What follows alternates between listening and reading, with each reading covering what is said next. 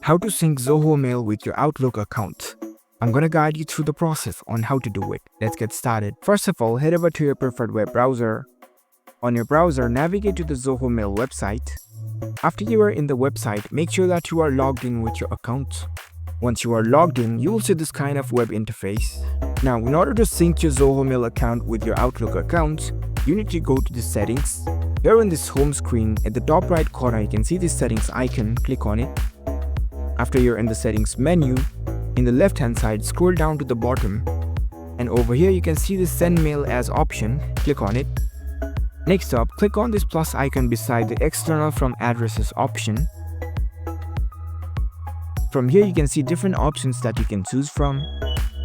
As we are syncing the Outlook account, you can choose this Outlook option. Click on it. And in the bottom, you will see this kind of options. Here you can provide your display name and your email address of your Outlook account. After you provide your Outlook address, you can click on this authenticate button. And that's how you can easily sync your Zoho Mail account with your Outlook account. If you found this video helpful, don't forget to give this video a thumbs up and subscribe to our channel for more tech tips. Thank you for watching.